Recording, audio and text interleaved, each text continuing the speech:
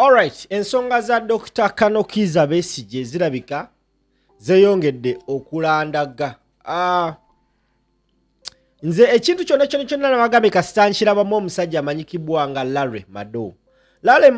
Madowo munnamawulire wa CNN naye nga munnansi wa Kenya. Yawandiise ku mukutu gwe gwa X yesterday n'agamba nti veteran Ugandan opposition leader Dr. Kizza Besigye has been in jail since November 2024 after getting abducted from Nairobi. His wife says he's being deliberately denied the medical care he trusts and requires as his health deteriorates. Kino yakiyogedde oluvannyuma lw'okulaba post y'omukyala Winnie Byanyima gye yapostinze on 26th ng'agamba statement about Dr. Kizza Besigye when I visited him. Byanyima yavaayo n'annyonnyola eggwanga embeera Kizza Besigye gye yalimu.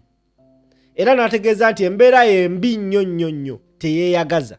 Era n'agamba bannayuganda nti singa babeera nga tebatutte budde kudimandinga Kizza Besigye ayinza okweninga up ng'afiiridde mu kkomera. Bassebo ne bannyabo,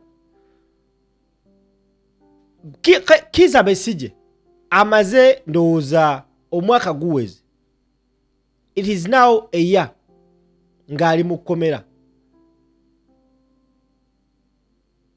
Abantu bangi bagezezzaako okwagala odimandinga okutebwa kwa Besigye naye nga tewali yadde kikyukamu. Twawulirako edda lumu Muhoozi Kene Rugaba yavaayo n'ategeeza eggwanga nti agenda kumuhanginga. Ekitaasoboka kubeerawo. Abasinga batugamba nti kye bamuvunaana nti yali mu lukwe lw'okwagala okuggyawo Yoweri Kaguta Museveni. Y'ensonga lwaki yakwatibwa okuva e Kenya. Era omukulu amanyikibwa nga Andrew Mwenda agamba nti balina n'obukakafu, balina bu video, balina amaloboozi nga Kizza Besigye apulaninga okuggyawo Yoweri Kaguta Museveni. Omukulu amanyikibwa nga minisita wa ICT Chris Balyomunsi yavuddeyo n'ategeeza eggwanga nti Kizza Besigye just yafunamu kadolori ya katono nnyo era Kizza Besigye mbu ali mu mbeera nnungi. Bino yabyogedde we yabadde nga addressinga bannamawulire. Era omukulu Chris Balyomunsi yavuddeyo n'ayogera ebigambo bino. Njagala muwulirize ka clip kaneeno ng'ayogera ku nsonga ya Kizza Besigye we yabuuzibwa bannamawulire. Yazzeemu bw'ati. Tambuza video.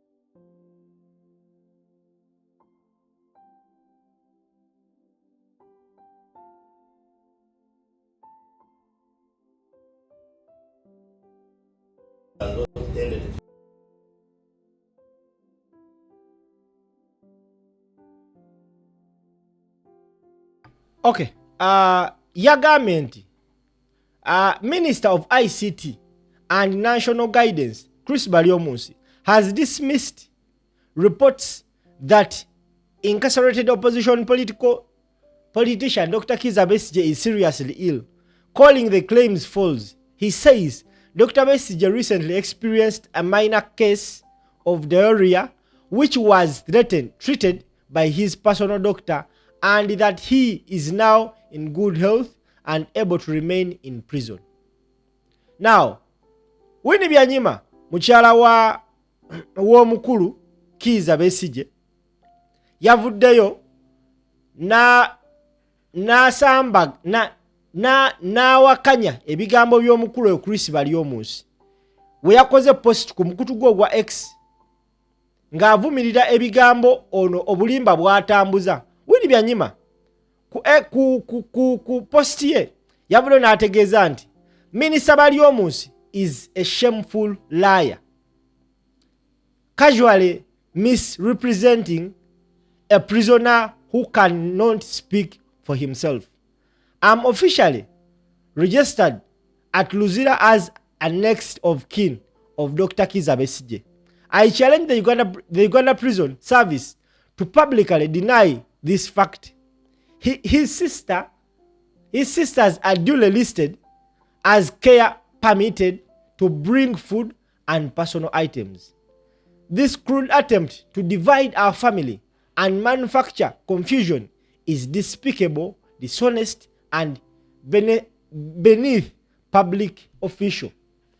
Omukulu ono era bali omunsi yavudde n'ategeeza nti Winnie Byanyima talina ku lisiti y'aba next of kin abasatu abalina okukyalira Dr. Kizza Besigye mu kkomera. Era Winnie Byanyima n'ava n'amutegeeza nti is a shameful liar. Ata misrepresentinga prisoner atasobola kweyogerera. Era n'amutegeeza nti ye Winnie Byanyima ali officially registered eruzira nga next of kin wa Kizza Besigye. Next of kin ye muntu oyo gwe batuukira if something is needed. Abeera nga number 2 in case of this you are supposed to contact this person. Winnie Byanyima agame Chris Baliomusi yavudde n'ategeeza n'agamba nti Winnie Byanyima talina registered nga next of kin wa Kizza Besigye.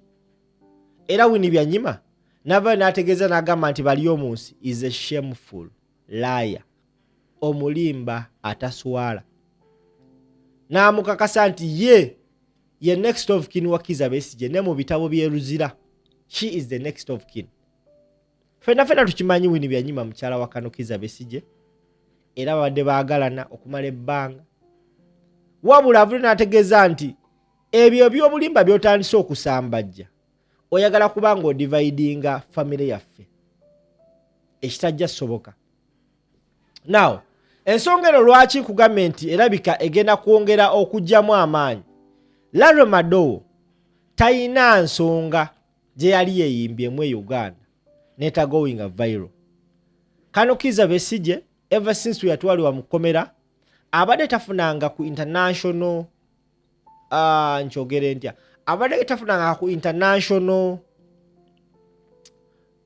how can I say it nkyogere ntya abadde tafunanga ko mawanga oba tafunanga ko media houses nnene kwogera ku nsonga ye.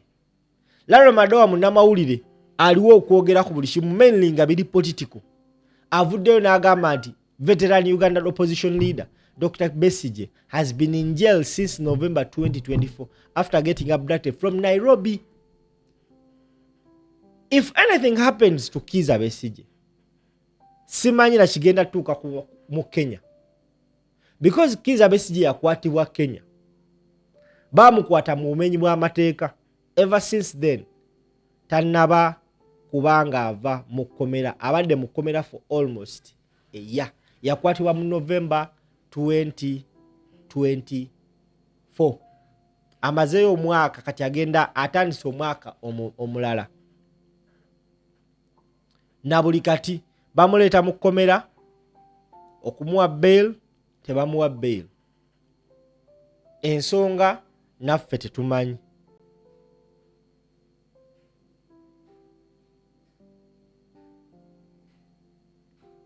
Akategedde tambuza video.